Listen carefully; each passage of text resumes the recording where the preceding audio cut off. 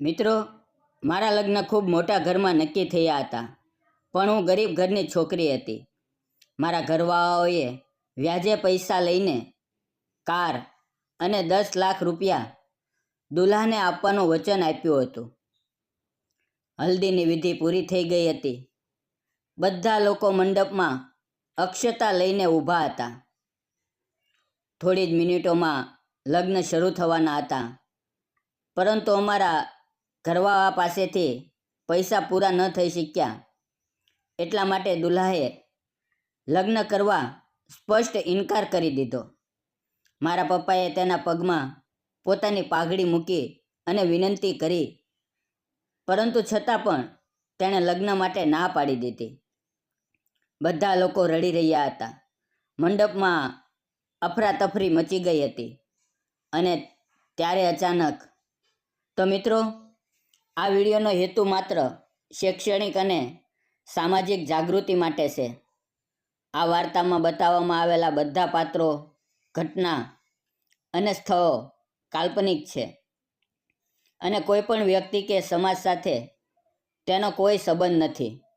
વિડીયોનો હેતુ દહેજ પ્રથા જેવી ખોટી પરંપરાઓ સામે જાગૃતિ ફેલાવવાનો છે અને લોકોને સાચા સંબંધના મહત્વ વિશે વિચારવા પ્રેરવાનો છે. કૃપા કરીને આ વિડીયોને મનોરંજન અને શૈક્ષણિક દૃષ્ટિકોણથી જ જુઓ.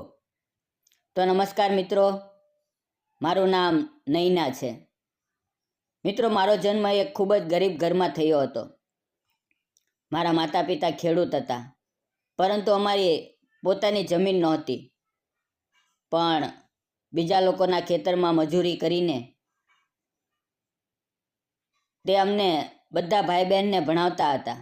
અમે 4 ભાઈ બહેનો હતા અને હું સૌથી મોટી હતી. એટલે મારા ઉપર પણ માતા પિતાની જવાબદારી આવી ગઈ હતી. મિત્રો, મારું ભણતર લગભગ પૂરું થવા આવ્યું હતું. મારો રંગ ગોરો હતો, મોટી આંખો, સીધા લાંબા વાળ અને પાતળી કાયા. હું મારું ભણતર પોતાના પગ ઉપર ઊભા રહીને કરી રહી હતી. જ્યારે પણ રજા મળતી ત્યારે હું મારા માતા પિતાને કામમાં હાથ બટાવતી. હવે મારા માતા પિતા મારી માટે છોકરો શોધી રહ્યા હતા. તેને લાગતું હતું કે તેમની દીકરી ખૂબ સુંદર છે, એટલે તેને સારો સંબંધ મળશે. ઘણા સંબંધો આવ્યા અને ગયા, પરંતુ એક દિવસ એક ખૂબ મોટા ઘરમાંથી સંબંધ આવ્યો. એ દિવસે મારે રજા હતી, કેમ કે રવિવાર હતો. અમારું ઘર માત્ર 2 રૂમનું હતું, જે ટીનની ચાદરોથી બન્યું હતું. જ્યારે સંબંધીઓ આવ્યા ત્યારે તેમને બેસવા માટે અમારે પાડોશી પાસેથી 4-5 ખુરશીઓ માંગીને લાવવી પડી. મમ્મીએ મને કહ્યું કે હું પૌવા અને ચા લઈને મહેમાનોને આપું. જ્યારે મેં પહેલી વાર દુલ્હાને જોયો ત્યારે તે ખૂબ સુંદર લાગ્યો. તેના પરિવારવાળાઓને પણ હું પસંદ આવી. મારું નામ અને માહિતી પૂછવામાં આવી અને મેં બધું સાચું કહ્યું. મને પણ તે છોકરો ગમવા લાગ્યો, કારણ કે તે સરકારી ઓફિસર હતો અને તેને સારો પગાર હતો. પરંતુ જ્યારે લગ્નની વાત બેસીને નક્કી થવા લાગી ત્યારે દુલ્હાએ 10 લાખ દહેજ, એક 4 વ્હીલ અને પૂરા લગ્નનો ખર્ચાની માંગણી મૂકી. આ સાંભળી મને અને મારા માતા પિતાને લાગ્યું કે કોઈએ છરી ઘોંપી દીધી હોય. આટલા બધા પૈસા ક્યાંથી લાવવાના? પરંતુ મારા માતા પિતાને આ સંબંધ બહુ સારો લાગ્યો. તેઓને લાગ્યું કે આ મોકો હાથમાંથી નથી જવા દેવો. તેમણે હા કહીને લગ્ન પાકા કરી દીધા. તેમને લાગતું હતું કે મારી જિંદગી સારી થવી જોઈએ, ભલે એની માટે મોટા પૈસા આપવા પડે. મને પણ તે છોકરો ગમવા લાગ્યો હતો અને હું ધીમે ધીમે તેના પ્રેમમાં પડી ગઈ હતી. બીજી તરફ ઘરવાળા પૈસાની જોગવાઈમાં લાગી ગયા. મારા બાપુજી ગમે ત્યાંથી વ્યાજે પૈસા ઉઠાવવા લાગ્યા, છતાં પણ પૈસા પૂરા થઈ રહ્યા નહોતા. હવે લગ્નની તારીખ નજીક આવવા લાગી. બાપુજીએ કોઈ રીતે 8 લાખ એકઠા કરી લીધા, પરંતુ હજુ પૈસા અને કાર બાકી હતા. આખરે મમ્મીએ પોતાના ઘરેણાં અને મારા ભાઈ બહેનોના ગળાનું સોનું ગીરવે મૂકીને કાર ખરીદી. હવે ફક્ત થોડા પૈસા ઓછા હતા, પણ ઘરવાળાઓએ નક્કી વિચાર્યું કે આટલાથી જમાઈ સમજી જશે. જો 1-2 લાખ ઓછા થશે તો ચાલશે, અને જો નહીં માને તો થોડા મહિનામાં આપી દઈશું. અને આખરે તે દિવસ આવ્યો જ્યારે મારા લગ્ન થવાના હતા. મારા લગ્ન ખૂબ ધામધૂમથી કરવાની તૈયારી થઈ હતી. મંડપ, સજાવટ, ઘોડા ગાડી, બેન્ડ વાજા અને ભોજન બધું તૈયાર હતું. નક્કી થયું હતું કે લગ્નના સમયે જ દુલ્હાને બધા પૈસા આપવાના. હલ્દીની વિધિ થઈ ગઈ હતી અને બધા ખુશ હતા. હું પણ ખૂબ ખુશ હતી. પરંતુ ત્યારે જ દુલ્હાના ઘરવાળાઓએ પૈસાની માંગણી મૂકી. કાર તો મંડપમાં રાખી હતી, જેથી બધા જોઈ શકે. જ્યારે મારા પપ્પા દુલ્હાને પપ્પા પાસે 8 લાખ લઈને ગયા, ત્યારે તેઓ ગુસ્સે થઈ ગયા અને કહ્યું કે પૈસા પૂરા આપો, નહીં તો લગ્ન નહીં થાય. આ સાંભળી દુલ્હો પણ ગુસ્સે થઈ ગયો. તેણે ખુલ્લેઆમ કહ્યું, અત્યારે પૂરા પૈસા આપો, નહીં તો લગ્ન તૂટેલા સમજો. મંડપમાં બધા અક્ષતા લઈને ઊભા હતા. હલ્દીની સુગંધ ફેલાઈ રહી હતી અને એ સમયે દુલ્હો જાહેરમાં લગ્ન તોડવાની ધમકી આપી રહ્યો હતો.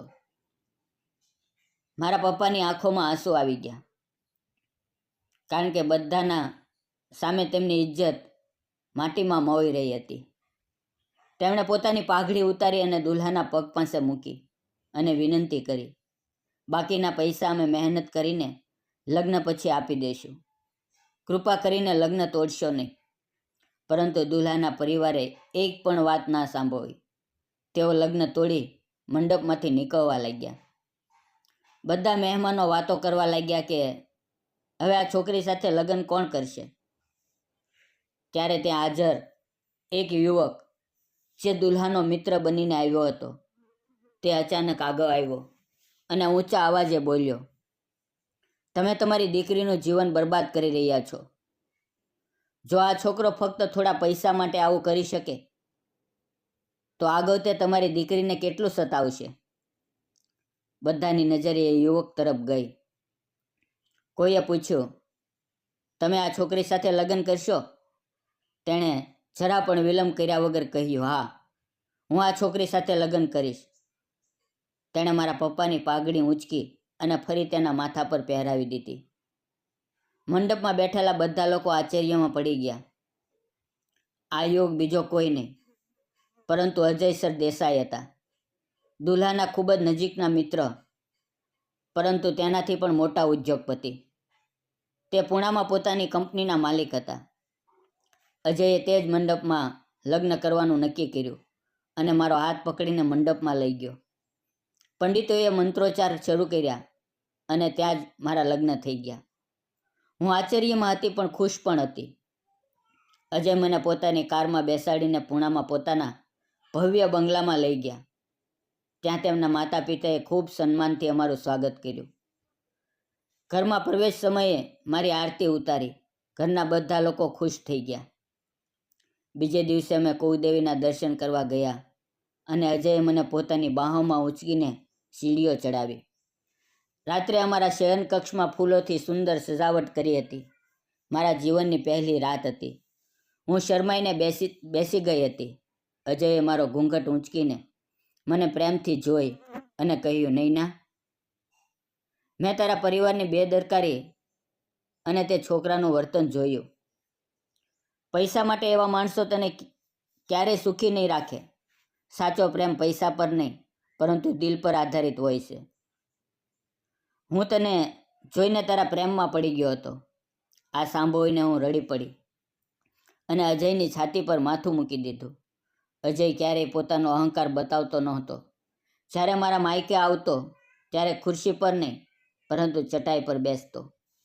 તેમના સાદગીભર્યા સ્વભાવથી મારા માતા પિતા તેમને ઘણું માનવા લાગ્યા. હવે હું ગર્ભવતી છું અને મારા ગર્ભમાં મારા પતિનો પ્રેમ ઉછરી રહ્યો છે. મારા માતા પિતા ખુશ છે. અને મારા સાસુ સસરા પણ મારી ખૂબ કાળજી રાખે છે. મિત્રો, તમને શું લાગે છે, અજયે મારી સાથે લગ્ન કરીને સાચું કર્યું કે ખોટું?